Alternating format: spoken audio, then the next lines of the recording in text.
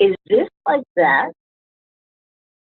Uh, this is what students ask to try to make sense of their world. The answer to this question, is this like that, helps strengthen the abstract ideas and beliefs that students have about information. And the goal is for students to connect new information to these abstract ideas. But most importantly, it's for students to make this new information easier to understand. Next slide, please. When identifying similarities and differences, there are 4 strategies that teachers can apply: comparing, classifying, creating metaphors, and creating analogies. Comparing is the identification of similarities in different ideas or things. It's also about contrasting differences. Classifying is the organization of things into groups with the labeling according to similarities or characteristics. Creating metaphors is the identification of a pattern in a topic, and then you find another topic that appears different but has the same pattern. I hope I was making that clear. And then the creating analogies is the process of IDing relationships between relationships. Next slide, please. So how do we teach students? Oh, and I have to apologize too to all my classmates. I really take long notes. I am trying to work on this, just to condense my information. But for some reason or another, I always end up writing very long notes. So anyway, so how do we teach students? Well, we do it through explicit instruction and variety of strategies. The first, we go and follow the steps in the process. We model the process for the students, keeping in mind to use a familiar content so that the students don't have to worry about a new content, learning a new content, and they can focus on the process itself. We also teach students by providing opportunities for them to practice with this familiar content, and the goal is for them to develop and process with better skills. And I think that one of the big things that I'm big on is the using corrective feedback. I think feedback is like so important to all the strategies. And so anyway, so that's another step in how we teach students. For example, as far as feedback, we can use graphic organizers to help categorize and make learning clear for students, such as visual aids that strengthen and understand the use of the content. Another way that we teach students is by using a variety of the 4 processes or strategies. Again, comparing, classifying, creating metaphors and analogies. And teaching is most effective when these strategies are incorporated into the lesson plan, because this will in turn activate knowledge, introduce new information to the student, and most importantly, make that connection between old and new information. Next slide, please. So again, why is this important? Why are these strategies important? Well, because they provide insight for students. They draw inferences. They make generalizations. They refine schemas. And the text also points out that there are new features about the information that go unnoticed initially, but then become noticed. Also, features about the concept become more clear. Students learn how and where the features are important to the concept. Next slide, please. Tristan, am I on slide 6 still? Am I moving to 6? Yep, this is the last of your slides, and I'll take off after this, or I'll take over. Awesome. So what do these strategies do, and what kind of change do they bring? Well, these strategies move students from existing knowledge to new knowledge.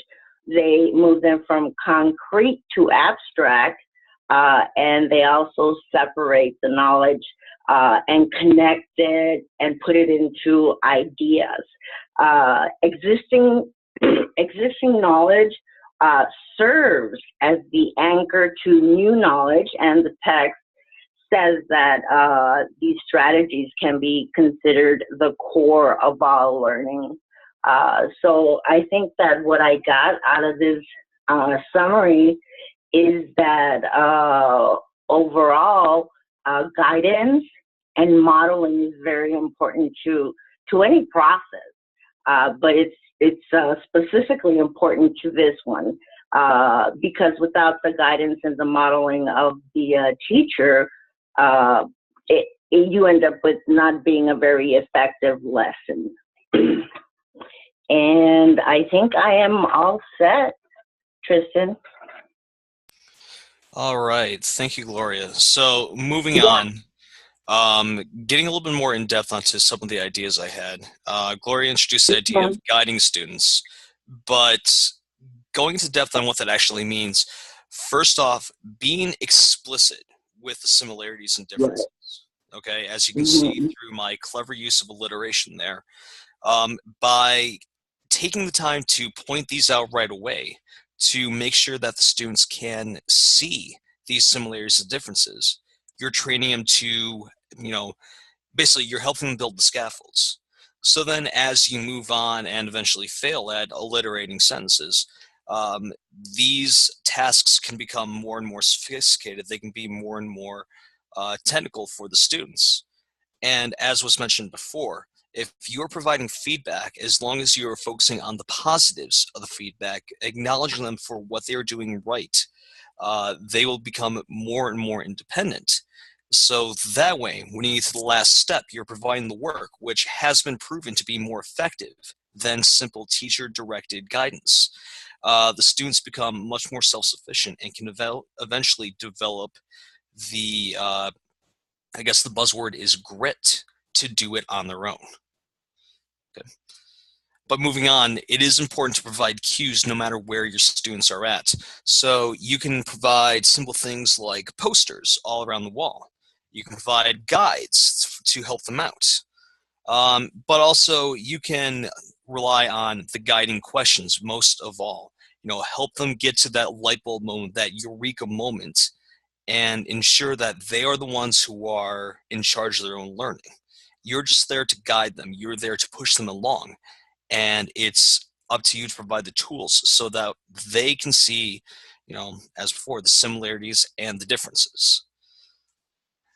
So today's learners, we're dealing with a breed of students that is much different than what we had. As we can see, we are the old man yelling at the cloud.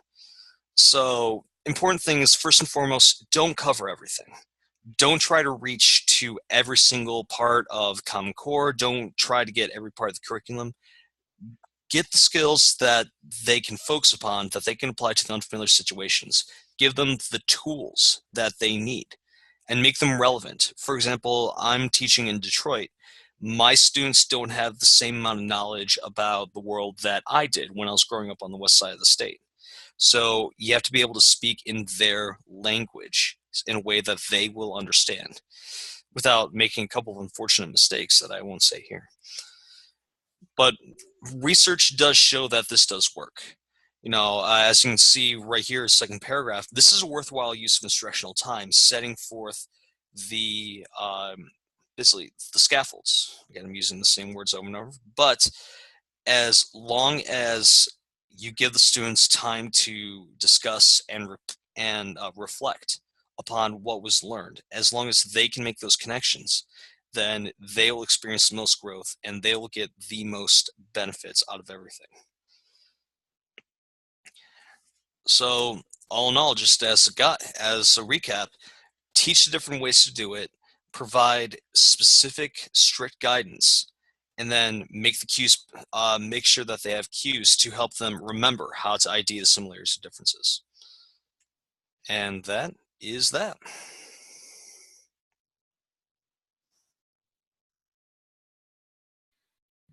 Had to remember to unmute. What kind of questions do you all have for them? Just looking at the chats. Yep, a lot of people already saying, you know, trying to cover everything, trying to confusing the students. I mean, in my experience, what am I trying to say here? Cover what they need in order to succeed. You know, if they're not understanding a concept, if you have the freedom to do so, then make sure that they get the concept and don't be afraid to let things go by the wayside. I know in this standard society, it's really hard to do that because you're given all the standards and told you have to cover all of them.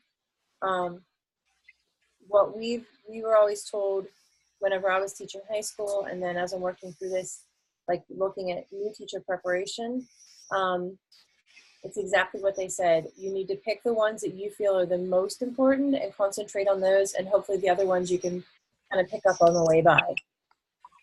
Yeah, it does. It takes like 23 or 24 years, I'm sure. Right. A lot of times, go ahead. Well, I mean, I was going to say, I'm in a situation, like I'm teaching middle school math, and we're using the Saxon math program.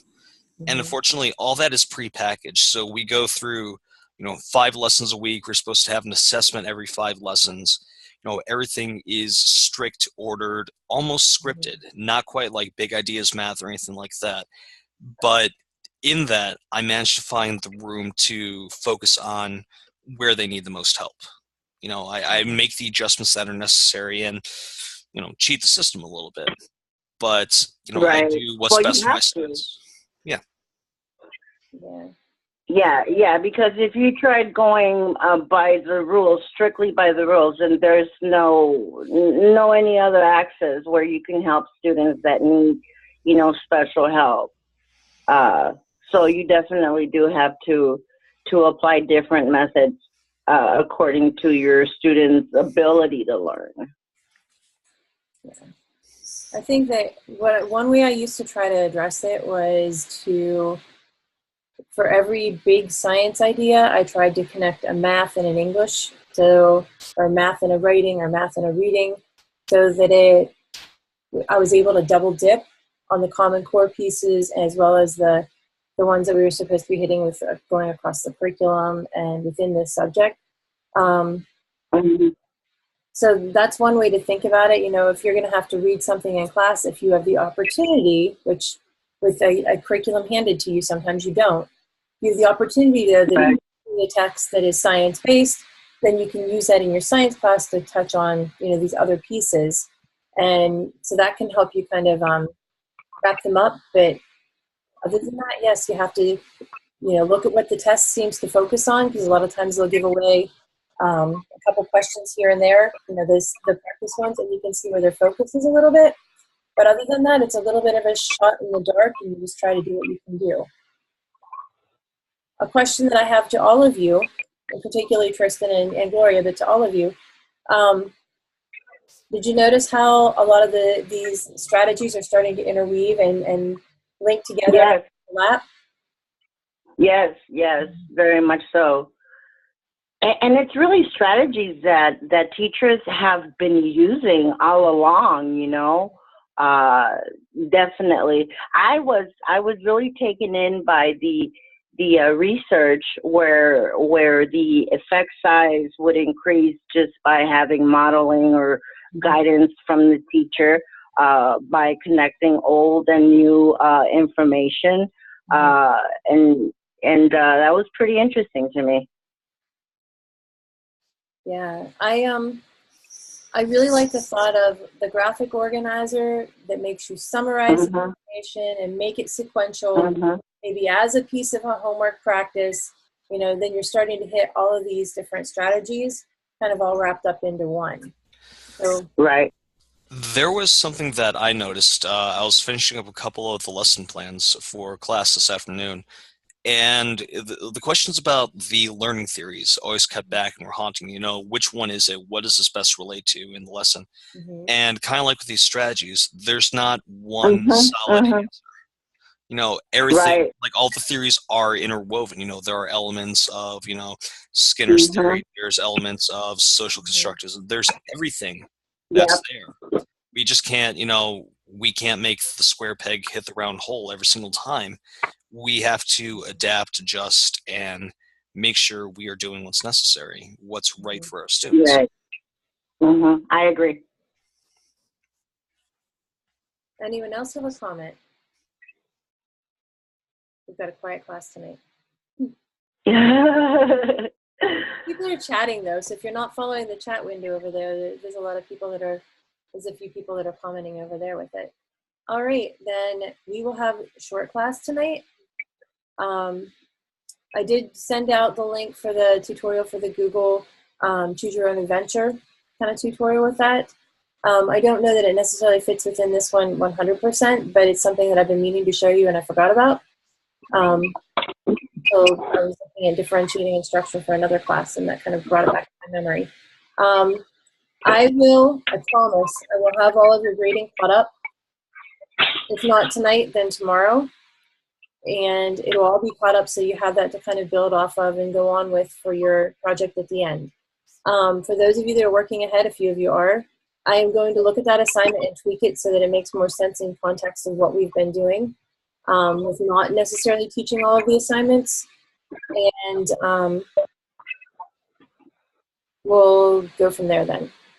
It'll be basically the same. I might just relax a few of the requirements that she has, that the shell has built into it, kind of like we did whenever we were talking about teaching, whether you had to actually teach it or not, getting the extra point for doing that.